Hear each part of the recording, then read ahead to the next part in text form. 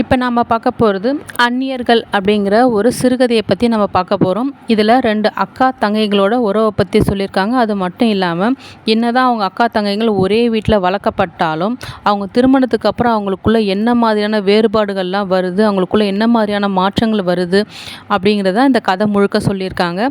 இதில் அக்கா பேர் என்ன அப்படின்னு பார்த்தோம்னா சவிதா, தங்கச்சி பேர் சௌமியா. அக்காவோட வயசு வந்து பார்த்திங்கன்னா 40 வயசு, தங்கச்சி வந்து பார்த்திங்கன்னா அக்காவோட 2.5 வயசு சின்னவங்க. ஸோ அவங்களுக்கு வந்து 37.5 வயசு ஆகுது. இதில் அக்காவுக்கு வந்து பார்த்திங்கன்னா 2 பையன் 1 பொண்ணு. பையன்தான் முதல்ல பெரியவன். அவன் வந்து பார்த்திங்கன்னா எம்எஸ்சி ஃபஸ்ட் இயர் படிச்சிட்ருக்கான். 2வது வந்து பார்த்திங்கன்னா பொண்ணு, அவங்க வந்து 14 வயசு ஆகுது. 3வது பையன், அவங்க வந்து பார்த்திங்கன்னா 12 வயசு ஆகுது. தங்கச்சிக்கு வந்து ஒரு பொண்ணு ஒரு பையன் மட்டும் இருக்காங்க. இப்போ அவங்க தங்கச்சி வந்து பார்த்திங்கன்னா மும்பையில் வாழ்ந்துக்கிட்டு இருக்காங்க, அக்கா வந்து சென்னையில் வாழ்ந்துக்கிட்டு இருக்காங்க. தங்கச்சிக்கு வந்து திடீர்னு பார்த்திங்கன்னா அவங்களுக்கு ரத்த சோகை நோய் ஏற்படுது. அதனால் அவங்க என்ன பண்ணுறாங்க, அவங்க வீட்டுக்காரர் வந்து என்ன சொல்கிறாரு, நீங்கள் போயிட்டு நான் குழந்தைங்கள பார்த்துக்கிறேன், நீ போயிட்டு உங்கள் அக்கா வீட்டுக்கு போயிட்டு கொஞ்ச நாள் இருந்து உடம்ப தேத்திட்டு வா அப்படின்னு சொல்லிட்டு சொல்லி அனுப்புகிறாரு. இவங்களும் என்ன பண்ணுறாங்கன்னு பார்த்தோம்னா, சரி நான் அக்கா வீட்டுக்கு போகிறேன், சென்னைக்கு போகிறேன்னு சொல்லிட்டு கிளம்பி வராங்க. கிளம்பி வர்றதுக்கு முன்னாடி அக்காவுக்கு இன்ஃபார்ம் பண்ணிடுறாங்க. அவங்க அக்காவும் தடபுடலாம் சாப்பாடெல்லாம் ரெடி பண்ணி தங்கச்சியை வந்து வரவேற்கிறதுக்காக வந்து வெயிட் பண்ணிக்கிட்டு இருக்காங்க. காரில் வந்து அழைச்சிட்டு வராங்க. இவங்க வந்து இப்போ இதுக்கு முன்னாடி எப்போ சந்தித்தாங்க, எப்போ பேசியிருக்காங்க அப்படின்னு பார்த்தோம்னா, இதுக்கு முன்னாடி 11 வருஷத்துக்கு முன்னாடி இவங்களோட அம்மா இறந்தப்போ தான் இவங்க கடைசியாக சந்தித்தாங்க. அதுக்கு வரைக்கும் இவங்களுக்குள்ள எந்த ஒரு பேச்சுவார்த்தையுமே இல்லாமல் 11 வருஷம் கழிச்சு இப்போ தான் முதல்ல சந்திக்கிறாங்க. அப்படின்னும் போது நீ நல்லா இருக்கியா, நான் நல்லா இருக்கேனா அப்படின்ற மட்டும் பேசிக்கிறாங்களே தவிர வேறு எதுவுமே பேசிக்கவே இல்லை. அப்போ அவங்க அக்கா வீட்டுக்காரர் வந்து கேட்குறாரு, என் தங்கச்சி வரப்போகிறேன், நான் அப்படி பார்த்துக்க போகிறேன் இப்படி பார்த்துக்க போகிறேன்னு சொல்லிட்டு இருந்தே, ஏன் தங்கச்சிக்கிட்ட பொண்ணுமே பேசாமல் இருக்க அப்படின்னு சொல்லிட்டு பேசிக்கிட்டு இருக்காரு. இப்போ வந்து அவர் என்ன பண்ணுறார், அவங்க அக்கா வீட்டுக்காரர் வந்து ரொம்ப ஜாலி டைப் அப்படின்றதுனால, இப்போ பாரு உன்னோட தங்கச்சி உன்னோட கொஞ்சம் குண்டாக இருக்கா, உன்னோட தலைமுடியெலாம் நரைச்சி போக ஆரம்பிச்சிருக்கு அப்படின்னு சொல்லிட்டு கிண்டல் பண்ண ஆரம்பிக்கிறாரு. ஒரு வழியாக வீட்டுக்கு வராங்க. வீட்டுக்கு வந்ததுக்கப்புறம் என்ன பண்ணுறாங்க, உட்காந்து கொஞ்ச நேரம் பேச ஆரம்பிக்கிறாங்க. பேச ஆரம்பிக்கும் போது பார்த்திங்கன்னா இவங்களுக்குள்ள என்ன மாதிரியான விஷயங்கள்லாம் ஒத்துப்போகுது அப்படின்னு பார்த்தோம்னா, 2 பேருமே காரமே இல்லாத சாம்பாரை வந்து சாப்பிடுவாங்க. ஸோ அந்த நம்ம வீட்டில் எல்லாருமே சாப்பாடு எல்லாமே உப்பு புளி காரத்தோடு நல்லபடியாக சமைச்சாலும் இவங்க 2 பேருமே பார்த்திங்கன்னா காரமே இல்லாத சாம்பாரை சாப்பிட்றது 2 பேருக்குள்ள ஒத்துமை இருக்குது. அதே மாதிரி காஃபி குடிக்கும்போது சர்க்கரையோட அளவு அதிகமாக போட்டு சாப்பிட்றது 2 பேருக்கும் ஒரே மாதிரி பிடிக்கும். அதே மாதிரி புடவை கட்டும்போது பார்த்திங்கன்னா இவங்க எப்பவுமே அகலக்கரை வச்ச புடவை தான் மட்டுமே 2 பேர் விரும்பி கட்டிக்குவாங்க. அது மட்டும் இல்லாமல் வாக்கிங் போகிறது அப்படின்னா எல்லாருமே சாயந்தரத்தில் வாக்கிங் போவோம். ஆனால் இவங்களுக்கு விடிய காலையில் வாக்கிங் போகிறது இவங்களுக்கு ரொம்ப பிடிக்கும். 2 பேருக்குமே அந்த விஷயத்தில் ஒத்துப்போகுது. அது மட்டும் இல்லாமல் 2 பேருமே பார்த்திங்கன்னா நைட்டில் தூங்கும்போது மிட் நைட்டில் 2 மணிக்கு எழுந்திரிச்சு தண்ணி குடிச்சிட்டு திருப்பி வந்து படுக்கிறது 2 பேருக்குமே ஒத்து போகிற விஷயமா இருக்குது. அது மட்டும் இல்லாமல் இவங்க என்ன பண்ணுறாங்க, 2 பேருமே குடிக்க போகும்போது தண்ணி குடிச்சிட்டு வந்து படுக்கிறாங்க. அதுக்கப்புறம் 2 பேருமே தயிரில் அப்பளத்தை வந்து என்ன பண்ணுறாங்க, அப்பளத்தை எண்ணெயில் போட்டு பொரிச்சிட்டு அந்த அப்பளத்தை தயிரில் போட்டு ஊற வச்சு சக்கரை போட்டு சாப்பிட்றது இவங்க 2 பேருக்குமே பிடிக்கும். ஸோ இந்த மாதிரியான விஷயத்தில் 2 பேருமே ஒத்து போகிறாங்க.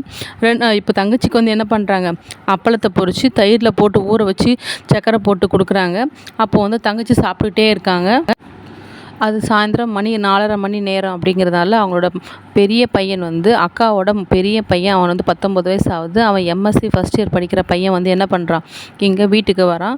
வீட்டுக்கு வந்து என்ன பண்ணுறாமா, நாளைக்கு எங்கள் காலேஜில் வந்து பார்த்திங்கன்னா பிரேக்கப் பார்ட்டி நடக்குது, அதனால் நான் என் ஃப்ரெண்டுங்களோட பார்ட்டிக்கு போகிறேன், நான் நைட்டு வீட்டுக்கு வர மாட்டேன், காலையில் தான் வருவேன் அப்படின்றத அவங்க அம்மாக்கிட்ட வந்து இன்ஃபார்ம் பண்ணுறான். அதனால் என்னப்பா பரவாயில்ல, நீ பத்திரமா போயிட்டு வான்னு சொல்லிட்டு அவங்க அம்மா சொல்கிறாங்க.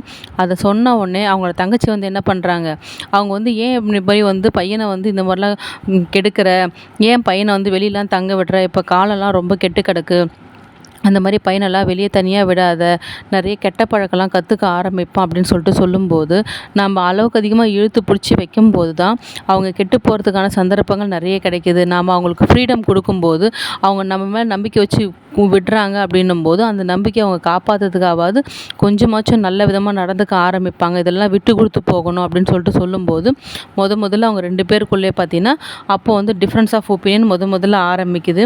அதுக்கப்புறம் இவங்க என்ன பண்ணுறாங்க வந்து உடனே அக்கா வந்து பேச்சை மாற்றணும் அப்படின்றதுக்காக, ஆமாம் நீ சின்ன வயசுல வந்து கதை புக்கு எழுதிட்டு இருந்தியே என்ன ஆச்சு அப்படின்னு சொல்லிட்டு கேட்டுகிட்டே இருக்காங்க. அந்த நேரம் வந்து பார்த்திங்கன்னா வீட்டு வாசப்படில் வாரத்துக்கு ஒரு தடவை வந்து பார்த்திங்கன்னா லைப்ரரியிலேருந்து ராகவன் அப்படிங்கிற ஒருத்தன் வந்து என்ன பண்ணுவான்னு பார்த்தோம்னா கதை புக்கை தந்து கொடுக்கறத ஒரு வேலையாக வச்சிட்ருக்கான். ஸோ அவன் வந்து என்ன பண்ணுறான், கதை புக்கை தந்து கொடுக்கும்போது அப்போ திருப்பி கேட்குறாங்க, நீ சின்ன வயசுலேருந்தே கதை புக்கெலாம் வந்து இங்கிலீஷ் நாவல்கள்லாம் நிறைய எழுதிட்டு இருந்தியே, உன்னோட கையெழுத்து கூட ரொம்ப அழகாக இருக்குமே, இன்னமும் நீ அந்த நாவல்களெல்லாம் எழுதிக்கிட்டு இருக்கியா அப்படின்னு சொல்லிட்டு அவங்க கேட்குறாங்க.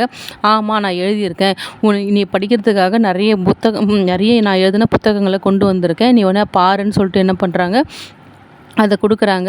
அப்போ வந்து என்ன பண்ணுறாங்க, அக்காவும் அந்த புத்தகத்தெல்லாம் வாங்கி படிக்கிறாங்க. அந்த புக்ஸை வாங்கி படிக்கும்போது வந்து பார்த்திங்கன்னா ரொம்ப வந்து பழமையான கருத்துக்களோடவே வந்து அவங்களோட புத்தகங்கள் எல்லாமே இருக்குது. அப்படின்றப்போ அதனால தான் உன்னோட புத்தகங்கள்லாம் ஃபேமஸ் ஆகலையா, நீ ஏன் இன்றைக்கி இருக்கிற காலகட்டத்துக்கு ஏற்ற மாதிரி எழுதாமல் ரொம்ப பழமையிலேயே ஊறி போன மாதிரி கதைகளெல்லாம் எழுதியிருக்க, இப்போ இருக்கிற மாடர்ன் ஜென்ரேஷனுக்கு ஏற்ற மாதிரி நீ எழுத வேண்டியது தானே அப்படின்னு சொல்லிட்டு கேட்கும்போது நம்ம கதை புக்கை படிச்சுட்டு பாராட்டுவா அப்படின்னு பார்த்தாக்கா அக்கா வந்து நம்மளை இப்படி வந்து டிமோட்டிவேட் பண்ணுறா அப்படின்னு சொல்லிட்டு அந்த இடத்துல 2வது தடவையாக டிஃப்ரென்ஸ் ஆஃப் ஒப்பீனியன் வருது.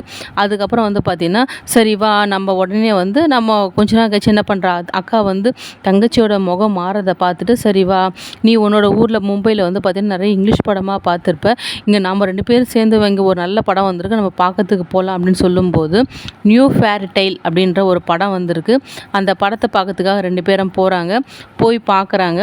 அந்த படத்தை பார்த்த உடனே இவன் என்ன பண்ணுறா, தங்கச்சி வந்து கமெண்ட் கொடுக்குறா. என்ன மாதிரி கமெண்ட் கொடுக்குறா அப்படின்னா, என்ன இந்த காலத்தில் படம் எடுக்கிறாங்க, ஏதாவது நம்புகிற மாதிரியான ஒரு விஷயங்கள் இருக்கா, இதெல்லாம் வந்து நிஜத்தில் நடக்கக்கூடிய ஒரு விஷயமா அப்படின்னு சொல்லிட்டு, நீ ஏன் படம் பார்க்கும்போது கூட பழமையான கருத்துக்கள் மட்டுமே இருக்கணும், எல்லாருமே விரும்பி பார்க்குற மாதிரி இருக்கணும்னு ஏன் நினைக்க மாட்டேங்கிற, இப்போ இருக்கிற காலகட்டங்களுக்கு ஏற்ற மாதிரி மட்டும்தான் படங்களை எடுக்கிறாங்க அப்படின்னும்போது நாம் அதில் நமக்கு பிடிச்ச விஷயங்களை மட்டும் பார்த்து ஜஸ்ட்டு ரசிச்சுட்டு மட்டும்தான் வரணுமே தவிர, இது அந்தளவுக்கு யோசிக்க ஆரம்பிச்சுன்னா யாருமே படம் எடுக்கவும் முடியாது பார்க்கவும் முடியாதுன்னு சொல்லும்போது தங்கச்சியோட முகம் அந்த இடத்துல மாறுது. இனிமேல் நம்ம இங்கிலீஷ் படமே பார்க்க வேணாம், இந்த ஊரில் இராஸ் தியேட்டர் ஒன்று இருக்குது, அங்கே அப்பப்போ பார்த்தீங்கன்னா நிறைய தமிழ் படங்களை போடுவாங்க, நம்ம தமிழ் படங்களை பார்க்கறதுக்கு நம்ம போகலாம், ஏன்னா நீ மும்பையில் இருக்கும்போது இங்கிலீஷ் படம் இந்திய படம் எல்லாமே நிறைய பார்த்துருப்ப, ஆனால் வந்து தமிழ் படங்களை பார்க்கறதுக்கான வாய்ப்பு உனக்கு ரொம்ப கம்மியாக இருக்கும், அப்படின்றதுனால நாம் இனிமேல் தமிழ் படங்களே போய் பார்க்கலாம் அப்படின்னு சொல்லிட்டு என்ன பண்ணுறாங்க வந்து பேசுகிறாங்க. அப்படி பேசிகிட்டே இருக்கும்போது தங்கச்சி வந்து தங்கச்சியோட முகம் மாறுறதை வந்து அவங்க உணர்றாங்க. உணர்ந்த உடனே இவங்க என்ன பண்ணுறாங்கன்னு பார்த்தோம்னா சரி அதுக்கப்புறம் வந்து அமைதியாகிடுறாங்க. பொழுது விடிஞ்சு மறுநாள் காலையில் என்ன ஆகுது, காலையில் வந்து கிளம்பிட்டு என்ன பண்ணுறாங்கன்னு பார்த்தோம்னா, வா நான் உன்னை ஒரு இடத்துக்கு கூட்டிகிட்டு போகிறேன் அப்படின்னு சொல்லிட்டு கூட்டிகிட்டு போகிறாங்க. எங்கே கூட்டிகிட்டு போகிறாங்க அப்படின்னு பார்த்தோம்னா, அவங்களோட அக்கா வந்து பார்த்திங்கன்னா லேடிஸ் கிளப்பில் ஒரு மெம்பராக இருப்பாங்க. அந்த லேடிஸ் கிளப்புக்கு தான் என்ன பண்ணுறாங்க, தங்கச்சியை வந்து கூட்டிகிட்டு போயிட்டு தங்கச்சியை வந்து எல்லாருக்கு முன்னாடியும் இன்ட்ரடியூஸ் பண்ணி விடுறாங்க. இன்ட்ரடியூஸ் பண்ணி விடும்போது அந்த நேரத்தில் அவங்க என்ன பண்ணுறாங்கன்னு பார்த்தோன்னா, அந்த லேடிஸ் கிளப்பில் இருக்கிறவங்க ஒரு பையனுக்கு அப்பா அம்மாலாம் இறந்து போயிட்டாங்க, அதனால் அந்த பையன் வந்து படிக்கிறதுக்கு விரும்புகிறான், நம்மளால் முடிஞ்ச உதவியை நம்ம எல்லாருமே சேர்ந்து செய்யலாம் அப்படின்னு சொல்லும்போது அவங்க அக்கா என்ன பண்ணுறாங்க அப்படின்னு பார்த்தோம்னா கையில் இருக்கிற காசை கொடுக்குறாங்க. எல்லாருமே அவங்கவுங்களால முடிஞ்ச அளவுக்கு காசு கொடுங்க அப்படின்னு சொல்லும்போது அவங்க அக்காவை என்ன பண்ணுறாங்க, காசு கொடுக்குறாங்க. ஆனால் இவன் வந்து என்ன பண்ணுறா பார்த்தோம்னா அந்த தங்கச்சிக்கிட்ட உடனே கேட்குறா, நீ உன்னால் முடிஞ்ச அளவுக்கு காசை கொடு அப்படின்னு சொல்லும்போது அவங்க தங்கச்சி வந்து ரொம்ப நேரமாக யோசிச்சுட்டு ஒரு 5 ரூபாவை காசு கொடுக்குறாங்க. நான் இதுக்கு மேலே கொடுக்க மாட்டேன் அப்படின்னு சொல்லிட்டு, ஏன் நீ அப்படி யோசிக்கிற அப்படின்னு சொல்லிட்டு என்ன பண்ணுறாங்க, அந்த லேடிஸ் கிளப் போட்டு வெளியே வந்துடுறாங்க. அப்போ வந்து தங்கச்சி வந்து பேசுகிறா, நீங்கள் எல்லாம் தான் ஆளுக்கு 5 10 போட்டாலும் இன்றைக்கி இருக்கிற காலகட்டங்களில் ஒரு பையனை படிக்க வைக்கிறது அப்படிங்கிறது எவ்வளோ பெரிய செலவாகும், அப்படி இருக்கும்போது இதை யாராவது ஒரு பெரிய பணக்காரன் தத்தெடுத்தால் மட்டும்தான் இதுக்கான விடிவு பிறக்குமே தவிர நாம் எல்லாருமே 5 10 போட்டு ஒரு பையனை வந்து லைஃப் லாங் படிக்க வைக்க முடியாது, அது ஏன் யாரும் புரிஞ்சிக்க மாட்டேன்றீங்க அப்படின்னு சொல்லும்போது எல்லாருமே சின்ன சின்ன 5 ரூபா 10 ரூபா போடும்போது ஏதோ நம்மளால் பெரிய இன்டர்நேஷ்னல் ஸ்கூல் லெவலில் படிக்க முடியலனாலும் அந்த பையன் விரும்புகிற மாதிரி சாதாரண ஒரு மெட்ரிகுலேஷன் ஸ்கூல்லையாவது படிக்க வைக்க முடியும்ல, நீ ஏன் அதை புரிஞ்சிக்க மாட்டேன்றேன்னு சொல்லும்போது நம்ம வந்ததுலேருந்தே அக்கா நம்மளை வந்து அளவுக்கு அதிகம் மனசை புண்படுத்திகிட்டே இருக்காளே அப்படின்னு சொல்லிட்டு தங்கச்சியோட முகம் ரொம்ப அளவுக்கு மீறி மாறிக்கிட்டே இருக்குது. அன்றைக்கி நைட்டு வந்து பார்த்திங்கன்னா தங்கச்சி தூங்காமையே இருக்கா, அக்காவும் தூங்காமையே இருக்கா. அதை வந்து அக்கா வந்து நோட் பண்ணிவிட்டு நம்ம தங்கச்சி வந்ததுலேருந்து நிறைய நம்ம அவளை மனசுக்கு புண்படுத்திகிட்டே இருக்கோம். அவள் யாருமே இல்லாதப்ப உடம்பையும் மனசும் தேத்திக்கணும்னு தான் இங்கே வந்திருக்கா. அவள் மனசை நம்ம ரொம்ப கஷ்டப்படுத்திக்கிட்டே இருக்குமே அப்படின்னு சொல்லிட்டு அக்காவும் ஒரு பக்கம் தூங்காமல் இருக்கா. அந்த நேரம் பார்த்து நைட்டில் என்ன பண்ணுறாங்க, 2 மணி வரைக்கும் 2 பேருமே முழிச்சிட்டு இருக்காங்க. நார்மலாகவே அவங்க நல்லா தூங்கினாலும் 2 மணிக்கு எழுந்து வந்து தண்ணி குடிக்கிறது அவங்க 2 பேருக்குமே பழக்கம். அப்படின்றப்போ அந்த நேரத்தில் 2 பேருமே தண்ணி குடிக்க எழுந்து வராங்க. குடிக்க வரும்போது தண்ணி குடிச்சிட்டு 2 பேரும் என்ன பண்ணுறாங்க, ஒருத்தர் மாற்றி ஒருத்தர் அந்த நேரத்தில் பார்த்து சிரிக்கிறாங்க. அப்புறம் அந்த இடத்துல உட்காந்து கொஞ்ச நேரம் பேச ஆரம்பிக்கிறாங்க. பொழுது விடிய ஆரம்பிக்குது. 2 பேரும் சேர்ந்து என்ன பண்ணுறாங்க, வா நம்ம 2 பேரும் சேர்ந்து வாக்கிங் போகலான்னு சொல்லிட்டு என்ன பண்ணுறாங்க, எழுந்து விடிய காலையில் இந்த வாக்கிங் போகிறாங்க. அதுக்கப்புறம் திருப்பி சகஜமாக பேச ஆரம்பிச்சிடுறாங்க. சகஜமாக பேச ஆரம்பித்த உடனே அதுக்குள்ளே என்ன ஆயிடுச்சுன்னு பார்த்தோன்னா, இவங்க வீட்டுக்காரர் வந்து என்ன பண்ணுறாரு, ஒரு ஃபோன் பண்ணுறாரு. நீ போய் ரொம்ப நாள் ஆச்சு, இன்னும் நீ வீட்டுக்கே வரவே இல்லையே அப்படின்னு சொல்லிட்டு என்ன பண்ணுறாரு, அவங்க வீட்டுக்காரர் ஃபோன் பண்ணுறாரு. ஐயோ நம்ம வந்து இங்கே வந்து பல மாதங்கள் ஆயிடுச்சு பொழுது அப்படின்ட்டு, இப்போ வந்து நம்ம 2 மாதம் ஆகிட்டுக்குது எங்கள் அக்கா வீட்டுக்கு வந்து, நம்ம இதுக்கப்புறம் இங்கே இருக்கக்கூடாது, நம்ம கிளம்பலான்ற முடிவுக்கு அக்கா வரா.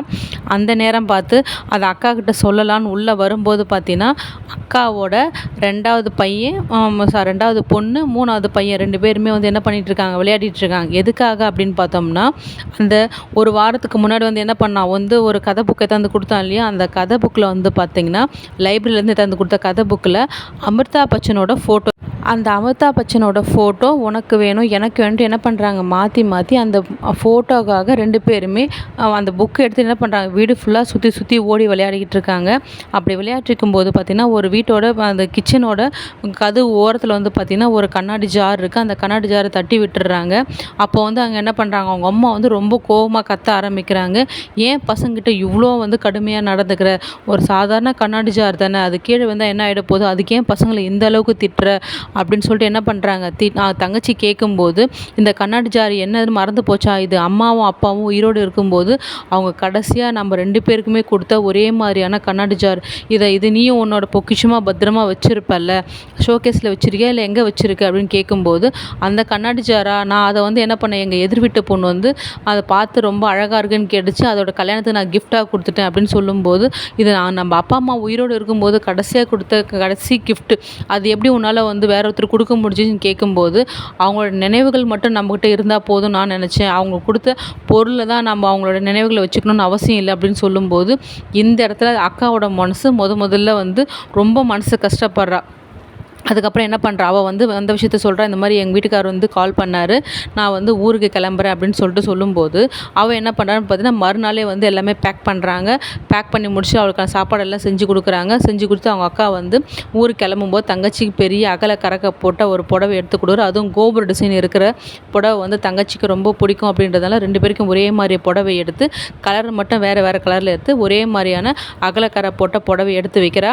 அதை தங்கச்சிக்கிட்டையும் கொடுத்துட்டு போகும்போது, தங்கச்சிக்கு வந்து என்ன ஒரு விஷயம் அப்படின்னு பார்த்தோம்னா, அவள் எங்கள் வீட்டை விட்டு வெளியே எப்போ போனாலும், மும்பையில் வாழ்ந்தாலும் வீட்டை விட்டு வெளியே போகிறோம் இல்லை எந்த விஷயம் பண்ணுறனாலும் சாமி கும்பிட்டுட்டு பண்ணுறது அவளுக்கு வந்து தொடர்ந்து பண்ணுற ஒரு விஷயமா இருக்குது.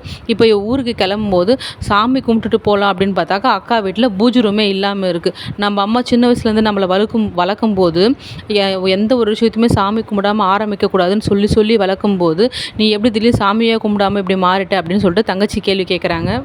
அப்போ வந்து அக்கா சொல்கிறாங்க, நீ எப்படி வந்து நம்ம அப்பா அம்மாவோட நினைவுகள் மட்டும் போதும், அவங்க கொடுத்த வந்து நினைவு சின்னங்கள் வேணாம் நீ நினைக்கிறியோ, அதே மாதிரி நம்ம ஒரு விஷயத்த நடக்கணும் போது நம்ம மனசால் கடவுளை வழிபட்டால் போதும், அதுக்கு இங்கே ஃபோட்டோலாம் வச்சு பெருசாக படையல் போட்டு வழிபடணுன்ற அவசியம்லாம் எனக்கு இல்லை. அதனால் எனக்கு வந்து சாமி ஃபோட்டோவோ எனக்கு பூஜை ரூமோ தேவைப்படலை அப்படின்னு சொல்லும்போது, கிளம்புற நேரத்தில் தங்கச்சி வந்து மனசு வந்து கஷ்டப்படுது. அப்போ வந்து அதை புரிஞ்சுட்டு வந்து என்ன பண்ணுறாங்க, சரி இதெல்லாம் மனசில் போட்டு குழப்பிக்காது, நீ போய் உடம்ப நல்லபடியாக வச்சுக்கோ, இதுக்கப்புறமாவது நம்ம இதுக்கு முன்னாடி சந்தித்து 11 வருஷம் ஆச்சு, இதுக்கப்புறமாவது வருஷத்துக்கு ஒரு தடவையாவது நம்ம வருஷத்துக்கு ஒரு தடவை நம்ம சந்திக்கிற மாதிரி நம்ம பார்த்துக்கலாம், ஏன்னா நம்ம உறவு வந்து விட்டு போகக்கூடாது அப்படின்னு சொல்லும்போது, கண்டிப்பாக நம்ம சந்திப்போம். அந்த சொல்கிற விஷயம் வந்து பார்த்திங்கன்னா, ஒவ்வொரு நம்ம என்ன பண்ணுவோம், இன்றைக்கி ஒரு வருஷம் ஆரம்பிக்குது அப்படின்னா, நியூ இயர் ஆரம்பிக்குது அப்படின்னா, அந்த நியூ இயர்லேருந்து நான் இந்த வருஷம் ஃபுல்லாக இனிமேல் இந்த புது விஷயத்தை ஃபாலோ பண்ண போகிறேன், இந்த விஷயத்தெல்லாம் நம்ம விட்டுட்டு போகிறேன் அப்படின்னு நம்ம வந்து என்ன பண்ணுவோம், ஃப்ரெண்டுக்கிட்ட சொல்லுவோம். ஆனால் அதை ஒரு நாள் கூட நம்ம ஃபாலோ பண்ண மாட்டோம். ஆனால் அந்த மாதிரி நியூ இயர் ரெவல்யூஷன் மாதிரி இந்த விஷயம் ஆகிடக்கூடாது. நம்ம இதுக்கப்புறம் வருஷத்துக்கு ஒரு தடவையாவது கண்டிப்பாக நம்ம சந்திக்கணும். ஏன்னா நம்ம குடும்பமாக சந்தோஷமாக இருந்துட்டு போகணும் அப்படின்றத அக்காவும் தங்கச்சியும் பேசிக்கிறாங்க. அப்புறம் தங்கச்சி வந்து சந்தோஷமாக அந்த ஊர்லேருந்து கிளம்புறாங்க. அப்படி விதமாக சொல்லி இந்த கதையை முடிக்கிறாங்க. அதாவது என்ன வித சொல்ல வராங்கன்னா, ஒரே அக்கா தங்கையாக இருந்தாலும் ஒரே மாதிரி வளர்க்கப்பட்டாலும் திருமணத்துக்கு அப்புறம் அவங்க வாழுற வாழ்க்கை முறை வந்து பார்த்திங்கன்னா எந்த ஊரில் எந்த நாட்டில் வாழ்கிறாங்க அப்படிங்கிறத பொறுத்து அவங்களுக்குள்ள பல விஷயங்கள் மாறுபட்டு அந்நியர்களாக வாழ்கிறாங்க அப்படின்றத இங்கே கதையாக சொல்லி முடிக்கிறாங்க.